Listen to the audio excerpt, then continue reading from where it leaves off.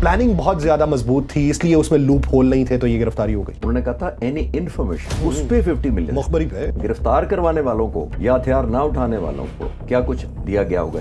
इन्होंने रेप्लिकेट किया हुआ था अमेरिका में उसका पैलेस, जिसका मतलब ये कि ये उतरे वैसे नहीं है, आपको रिहर्सल करवाई जाती है, बाकायदा तौर पे स्टेप्स हैं, उतने स्टेप्स बनाए जाते हैं। ये अफ्रीका की तरह का एक ऐसा मुल्क हो जिसमें ऑयल ना होता, तो आप बताएं अमेरिका कभी आता इन्वेड करने के लिए, इतना बड़ा रिस्क लेना। रशिया और अमेरिका के दोनों के ऑयल मिला लें तो उससे ज्यादा है उसके पास। तस्वीरें दिखाने का क्या मकसद था? हौसला तोड़ना, ये विल टू फाइट, कि देखो ये जो हमारे मुकाबले में खड़ा होगा नेक्स्ट वो भी होगा इसी तरह। मैं हैरान हूं कि जब रशिया का और खासतौर पर चाइना का इतना ज्यादा वेनेजुएला के साथ कोलैबोरेशन थी, अंडरस्टैंडिंग भी थी, मैं ये फेल हुआ हूं समझने में कल परसों से कि ये जो intelligence based, I am sure China को भी तो कोई अपडेट होगी ना कि ऑपरेशन होने वाला है। बिस्मिल्लाहिर्रहमानिर्रहीम, अस्सलाम वालेकुम नाज़रीन, सुनो पॉडकास्ट में खुशामदीद। मैं हूं यासिर रशीद।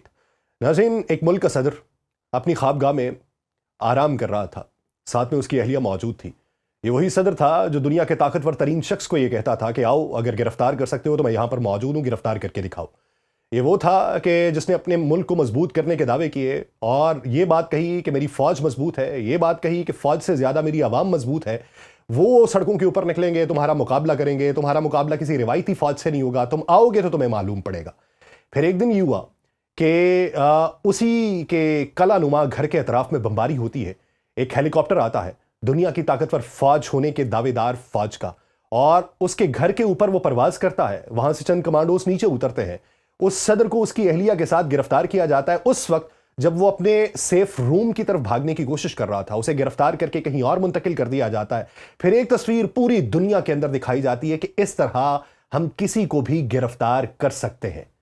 तो वो जो एक दावा अपने मुल्क के मजबूत होने का था, वो कहां पे स्टैंड करता है। और दूसरा वो शख्स जिसने ये कहा कि मैं अमन का अलंबरदार हूं, मैं दुनिया के अंदर से जंगें ख़त्म करवाने आया हूं और मैंने मुख्तलिफ ममालिक की जंगें रुकवाने का जो मिशन था वो सर अंजाम दिया है। उसी ने फिर एक और मिशन अंजाम दिया जिसने 3 दहाइयों पहले का लिखा हुआ स्क्रिप्ट दोबारा दोहराया। क्या ये तेल पर कब्जे की जंग है? क्या दुनिया को यह पैगाम दिया जा रहा है कि इसी तरीके से अपने मुखालिफ को उठाया जा सकता है, उसे दबाया जा सकता है? जमहूरियत का कोई अलंबरदार नहीं होता।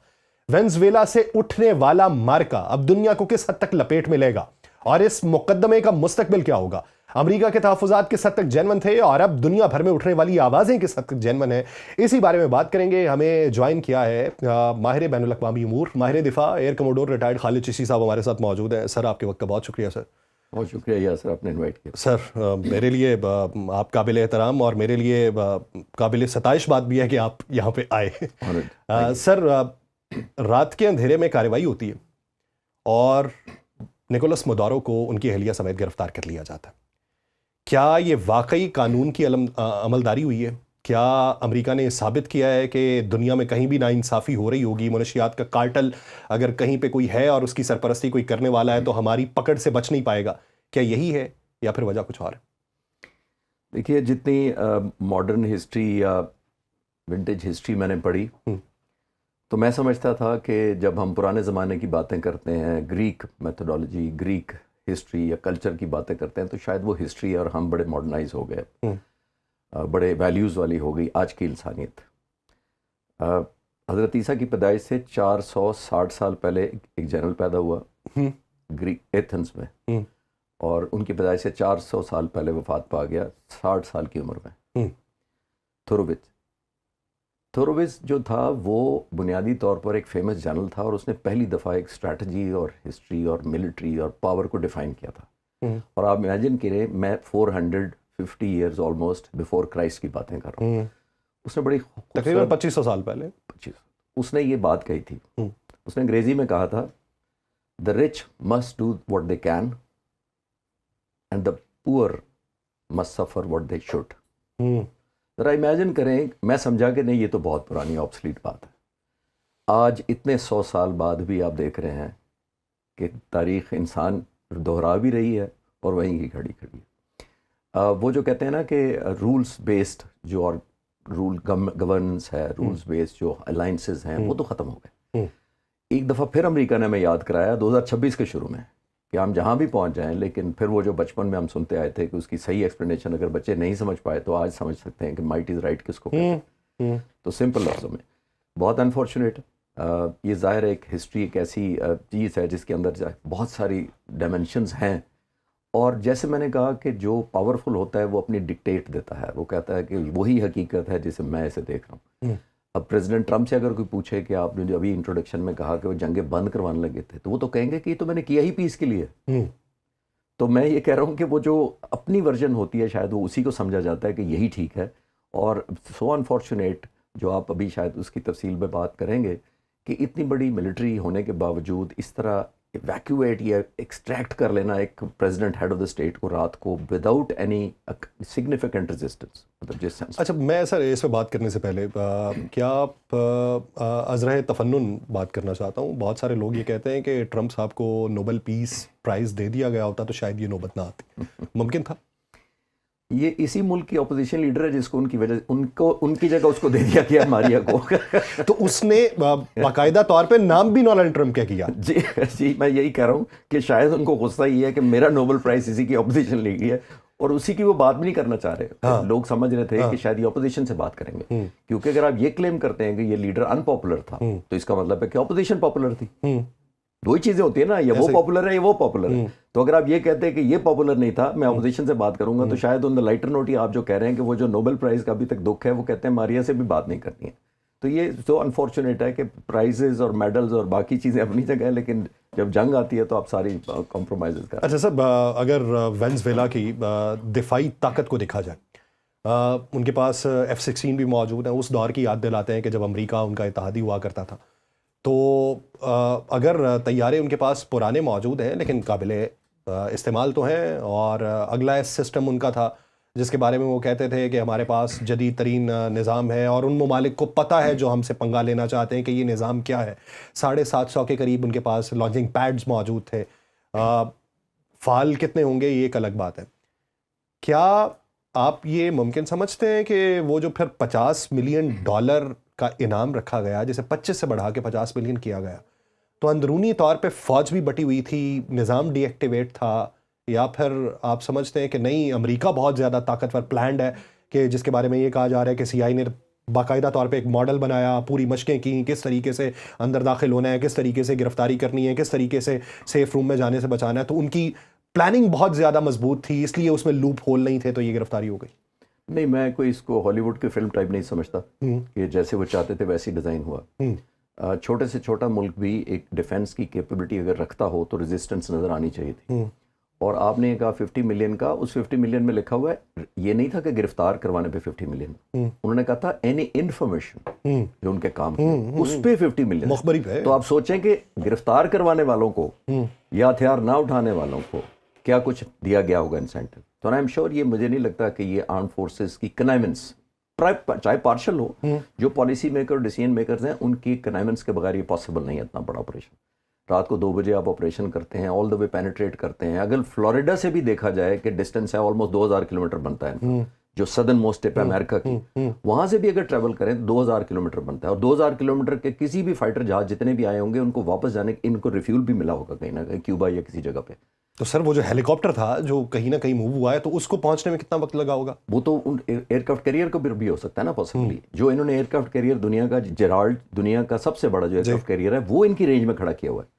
تو میری انڈرسٹینڈنگ کے مطابق یہ تو وہاں سے ایئر لفٹ ہوا ہوگا، ٹھیک ہے، ہیلی کاپٹر جو ہے، ٹھیک ہے۔ لیکن جن فائٹرز نے بومبنگ کی ہے وہ پاسبلی مین لینڈ سے آئے ہوں گے، جس کو ریفیولنگ ملی ہوگی، جو واپس چلے گئے ہوں گے ریفیولنگ کروا کر، پاسبلی کیوبا کے قریب، یا کیوبا نے فیسیلیٹیٹ کیا ہوگا نمبر 1۔ تو وہ اس کیریئر سے نہیں ہو سکتے؟ کیریئر کے اوپر جنرلی جہازوں کی لمیٹیشن ہوتی ہے، آلدو اس ایئر کرافٹ کیریئر کے اوپر تقریباً 75 جہاز وہ کر سکتے ہیں پاسبل۔ لیکن میرا خیال یہ ہے کہ انہوں نے اس کو کیریئر کو یوز نہیں کیا ہوگا، یہ کیونکہ مین لینڈ سے جتنا ایئر کرافٹ کیریئر کے اوپر آپ نے بومبنگ زیادہ کرنی ہوتی ہے، اتنی ایئر کرافٹ کیریئر کی یوٹیلائزیشن کم ہو جاتی ہے، جس کا مطلب یہ ہے کہ ہیوی ٹنیج اگر کسی جہاز F-35 یا جو بھی جہاز ہے، اگر آپ نے فلی لوڈ کرنا ہے اس کو، تو پھر ایئر کرافٹ کیریئر سے اس لیے ہو جاتا ہے کہ اس میں ٹیک آف کی لمیٹیشن۔ سر فلی لوڈڈ سے مراد کیا؟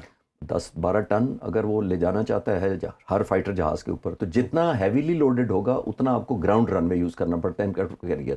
ایئر کرافٹ کیریئر کی ایک ٹیک آف کی لمیٹیشن ہوتی ہے ڈسٹینس وائز، ٹھیک ہے، اور اگر آپ نے ہیوی لوڈ اٹھایا ہوا ہے تو آپ کو ڈسٹینس زیادہ چاہیے گا جو ایئر کرافٹ کیریئر نہیں دے پاتا۔ ٹھیک ہے۔ اور دوسری بات یہ کہ ایک یہ بھی توجہ ہے کہ 4 دن پہلے یہ پلان ہو چکا تھا اور اس کا گو ہیڈ دے دیا گیا تھا، لیکن موسم کی خرابی کی وجہ سے 4 دن پہلے نہیں ہوا۔ تو موسم کی خرابی اس طرح کے آپریشن میں کتنا آڑے آتی ہے؟ بہت زیادہ ضروری ہے. دیکھیے آپ نے صرف پینیٹریٹ نہیں کرنا ہوتا, آپ نے ہیلی کاپٹر, اس میں دیکھیں ملٹی ڈائمینشنل قسم کے جہاز استعمال ہوئے ہوں گے, جیمرز استعمال ہوئے ہیں, ایئر بورن ریفیولر جیسے میں نے کہا تھوڑی دیر پہلے استعمال کیے ہیں, ارلی وارننگ استعمال کیے ہوں گے, فائٹر جہاز استعمال کیے گئے ہوں گے, ہیلی کاپٹرز استعمال کیے گئے ہوں گے. تو یہ جتنی جو کمپوزیشن جتنی کمپلیکیٹڈ ہوتی جاتی ہے اور جتنے آلٹیچیوڈ بھی ویری کرتا ہے, یعنی آپ نے زمین پر لینڈ بھی کرنا ہے, آپ نے ویزیبلٹی بھی دیکھنی ہے کہ آیا ویزیبلٹی ہے کہ میں اس بلڈنگ پر پریزیڈنسی کے اوپر جہاز لینڈ کر سکے. ویزیبلٹی, تھنڈر اسٹارم, رین اور واٹ ایور, لائٹننگ وغیرہ, کوئی جو ان روٹ اگر ہوگی تو وہ ایک چیز بھی ہیمپر ہو جائے تو obviously سارا مشن فلاپ ہو سکتا ہے یا سیکریٹ بھی آؤٹ ہو سکتا ہے جیسے. تو ایسے مشن کے اندر ویدر 100% فیوریبل ہونا مسٹ ہوتا ہے, کیونکہ ویدر کی وجہ سے اگر آپ کا ہو جائے باقی پلاننگ 100% ہو تو ظاہر مشن اگر فیلئر ہوا تو آپ کے لیے امبیرسمنٹ بھی ہے اور obviously فیلئر تو ہے ہی ہے. اچھا, اس طرح کے آپریشنس کے حوالے سے مخبری کس حد تک امپورٹنس رکھتی ہے؟ کیونکہ مدارو کے بارے میں آپ نے جس طرح پہلے بھی بیان کیا کہ مخبری کے حوالے سے صرف 50 ملین کی بات ہوئی تھی. مدارو مختلف جگہوں پہ موو کرتے رہے, ان کی کوئی ایک ڈیسٹینیشن نہیں لگتی تھی یا کوئی مستقل رہائش ان کی نہیں تھی, اور اس گھر کے بارے میں بھی یہ کہا جاتا ہے کہ وہاں پہ سیف روم تو تھا, تو اس کا مطلب ہے پہلے سے اس کا انتخاب تو کیا گیا ہوگا. تو ایسے معاملات میں مخبری اگر غلط ہو جاتی تو اس کے نتائج کیا ہوتے ہیں؟ دیکھیے جب اتنے بڑے لیول پر آپریشنز کیے جاتے ہیں اور وہ بھی امریکہ کرے تو وہ ایک مخبری پر ویسے بھی ریلائی نہیں کیا ہوگا, ڈیفینیٹلی میرا ماننا یہ ہے. اچھا, verification versus verification, counter verification, reverification, یہ سب پروسیس گزرے ہوں گے.